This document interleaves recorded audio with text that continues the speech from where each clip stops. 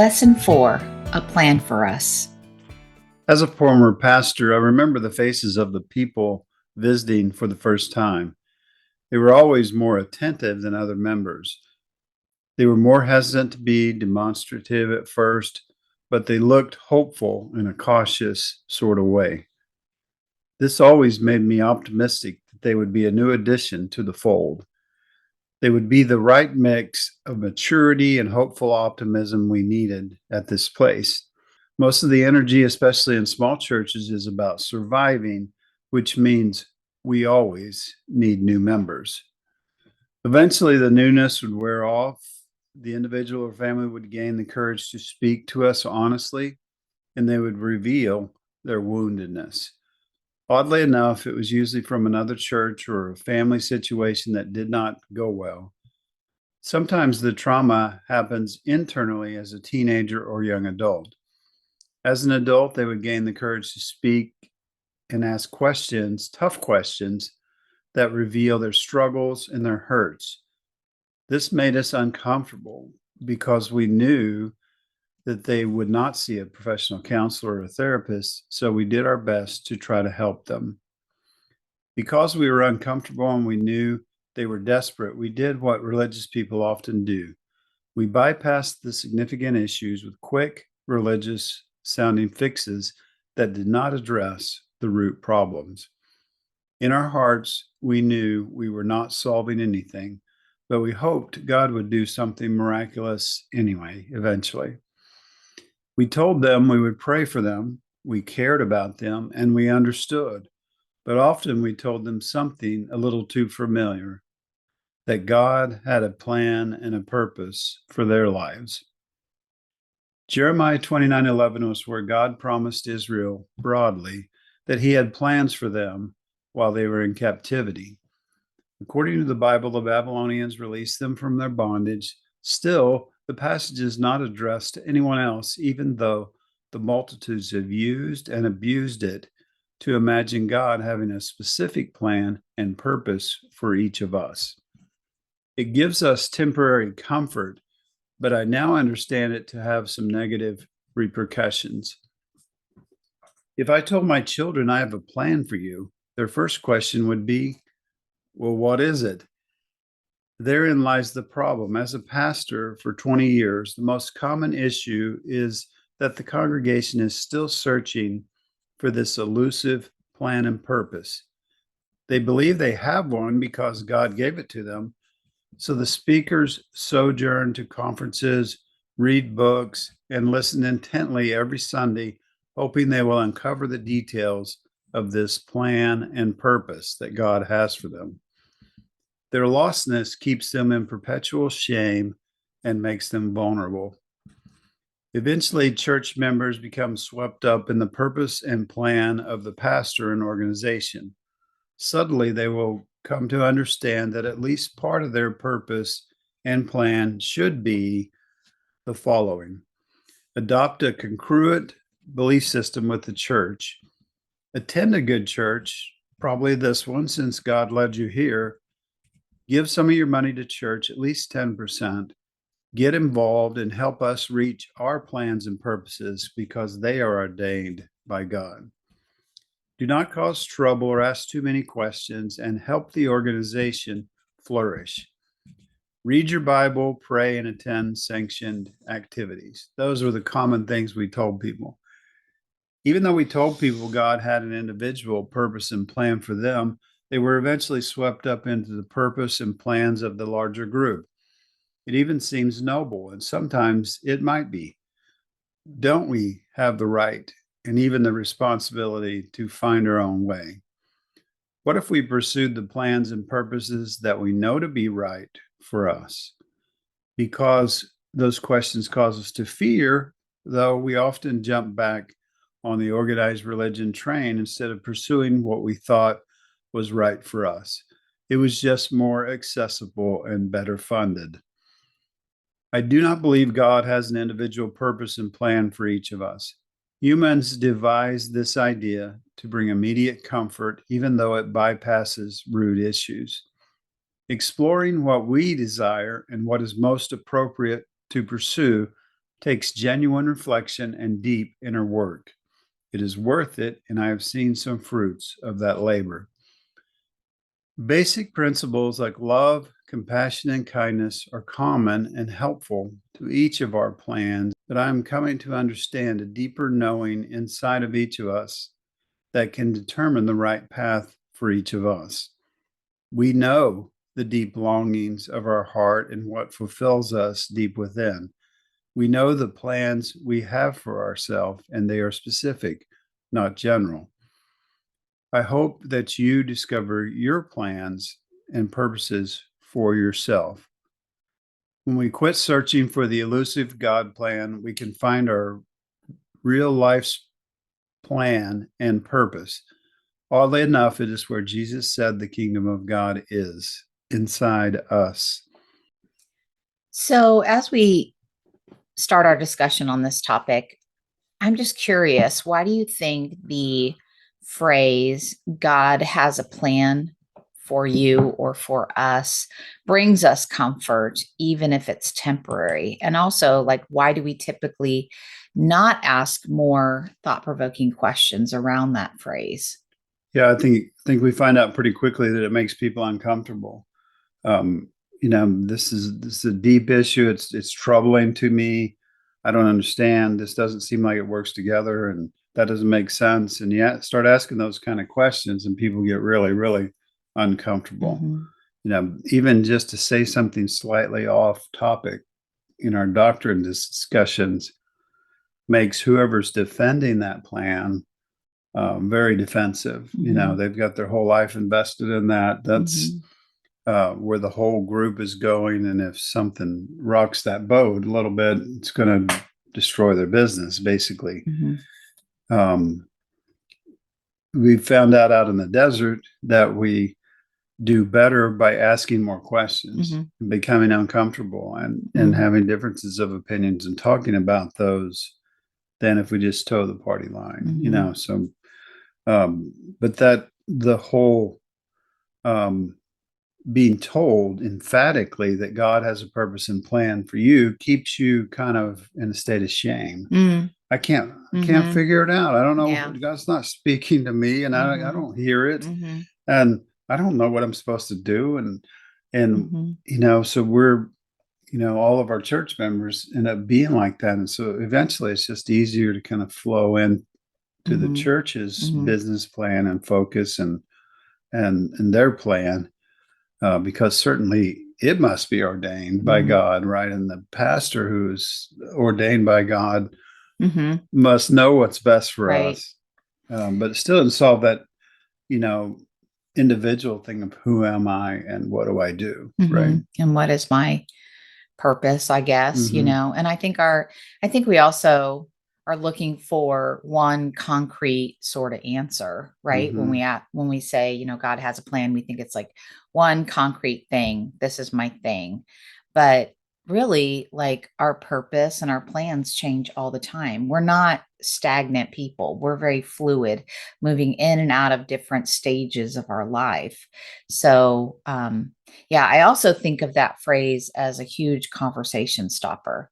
Like, if Mm-hmm. you're a pastor and you're coming to me and I have trauma or situations in my life, and you say, well, just trust God. He has a plan for you. Mm-hmm. You're right. I mean, I immediately feel that, shame. Well, I must not be trusting God enough. And if I were devout enough, I would be able to hear his voice and what he's telling me my plan and my purpose are. Yeah, and so the conversations in most churches are kind of like if I was talking to one of my children and said, as I mentioned, I have a plan for you. Well, what is it? Well, you should know. Mhm. You should figure it out. You Mhm. should be able to, if you're one with me, if you really Mm. love me, you should Mhm. understand it. Mhm. You know, and then we go to, well, it's in the mountains and you can see it. And well, that still doesn't answer the question of who am I and what Mhm. am I supposed to do and what's Mhm. my purpose. It seems cruel to me, and that's kind of when I started moving away from that. Is when I so well, I'm perfectly willing. I'm a pastor. I want to do Mhm. what God wants me to do, and so I can help these people. Mhm. But most times it's silent. Sometimes you just stumble on a verse and go, "Oh, God showed me this," but I think we're stretching it, with that. And to me, it just seemed like a cruel parent. And so much of like what we do, be it, I think about our kids and how they went to like, youth retreats and even just going to church. It's such an emotional experience. I mean, it has been proven that it plays on your emotions. So we think we are finding our purpose through God when we stand on a mountain with our hands raised up, or we lift our hands in song at church.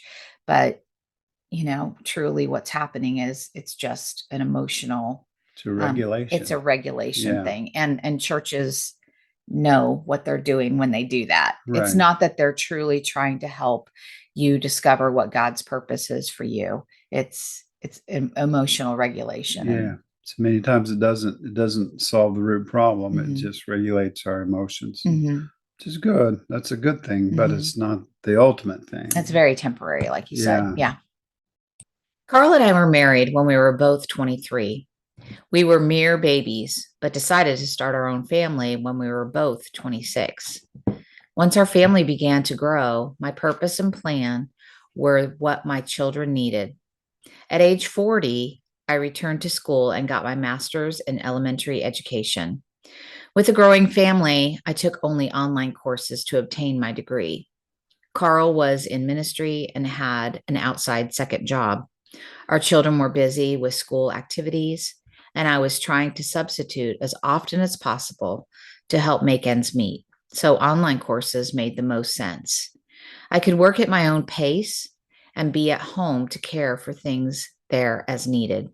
I loved online classes because I could look at the requirements each week, and when those were due, I would plan out each day to not feel overwhelmed.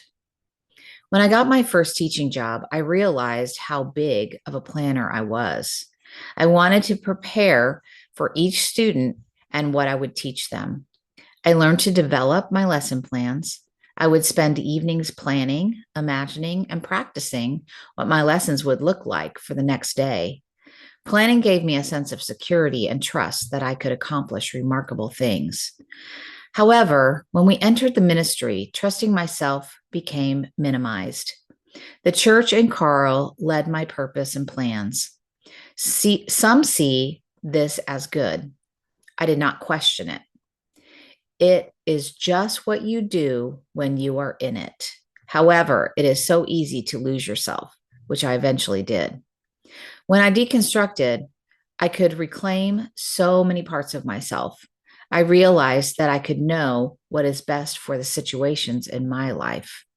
The undoing of religious programming can make this problematic some days, but that is where I go inside and search for what I can do in challenging situations and plan my response to them. I do not recall much direct intervention from God, which left me at the mercy of other people, many of whom were in positions of authority. Many times when this happens, abuse can occur, and emotional and mental trauma is what I experienced. The church takes advantage by using spiritual bypassing, telling people in trauma that God has a plan, but then that plan is kept a secret. God might let us in on his plan if we show enough faith or even pray enough. If God does not speak to us and tell us the plans, we can only assume God is speaking through the pastor or the church. So we rely on them to tell us God's purpose and plan. The truth is, the pastor's plan is usually the church's plan. We must buy into the organization's plan for it to survive. Once again, our plan is not our own. It has been over 8 years since I started my deconstruction journey, but at that time, I realized I could determine what was best for me. Sometimes I still seek advice from people I trust with my story. However, nobody knows me like I do. Yeah. So I've heard you talking about your knowing, your inner knowing over the years, over the last few years. You said 8 years or so since you started, and that could be before we wrote the book, and Right.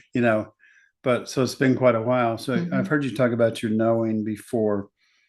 What does it feel like to be able to determine what's best for you and then to act on that and to own that Mhm. and all that. What does that feel like? Can you talk about that? Well, and this, even me saying this is like I'm almost wanting to take a step back, but it gives me a sense of power. But by power, I mean it gives me a sense of autonomy, right? Mm-hmm. I know it's best for me because I live with me every day. And I know me. Yeah, I know me. So, and I've really noticed that, especially this particular year, that I am standing up for myself more, not in a disrespectful way. And I don't know why I feel like I have to preface that, because standing up for ourselves should not be something that we have to judge as respectful or disrespectful.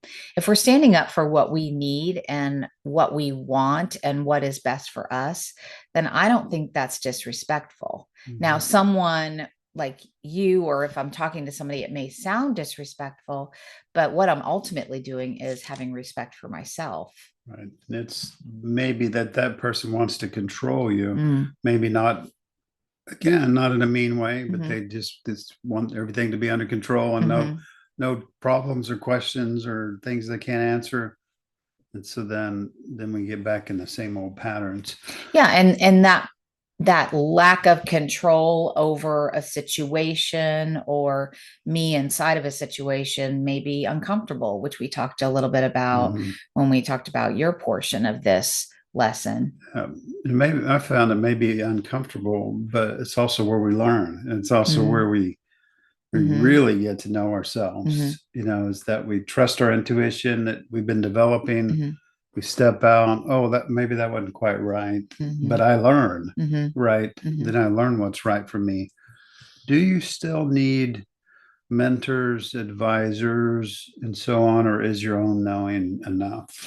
Here's how I feel today. I feel like I still respect the guidance of mentors and guides and, how, whatever you want to call them. However, ultimately, I feel like I need to make the choice that's best for me. So, and I think that people that I trust with my story are respectful of that as well. So let's say you and I are discussing something and I say, what would you do in this situation? And would you do this or would you do this? And one of those ways is like my way of thinking, but you don't know. And you tell me kind of the opposite of what's really making me feel comfortable. And I'm gonna trust my gut. I'm gonna Mm-hmm. trust that feeling. I've really been trying to listen more to my body and where do I feel it. Like if you tell me, well, I think you should do this, and it just isn't sitting right with me, I'm going to do what I feel is right.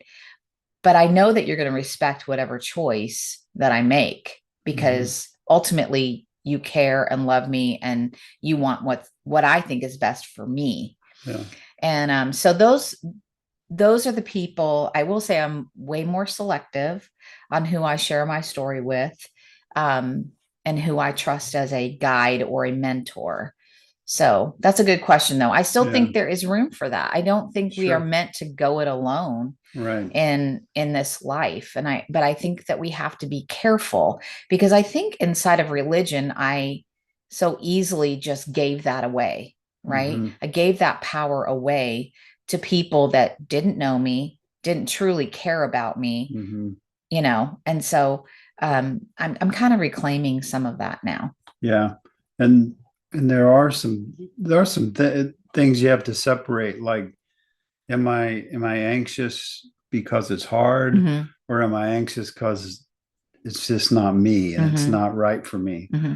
And so that, like you say, that's developed over time. You have to develop that because it was kind of indoctrinated out of us, Right, right? right. Don't trust yourself. Hmm. Don't just listen to us. Just get on the bus and let's Hmm. go. Exactly. Um, do we have some action steps We for do have this? some action Okay. steps. So for lesson 4, our action steps are: number 1, why is the idea that God has a plan for us appealing? Have some fun with that one. Mm, How has the idea been detrimental to you and others? That's the idea of God has a plan and a purpose for you. hmm. Really, investigate that and think about how has that impacted your life? Yeah. How has it limited you? How has it, maybe it's been great.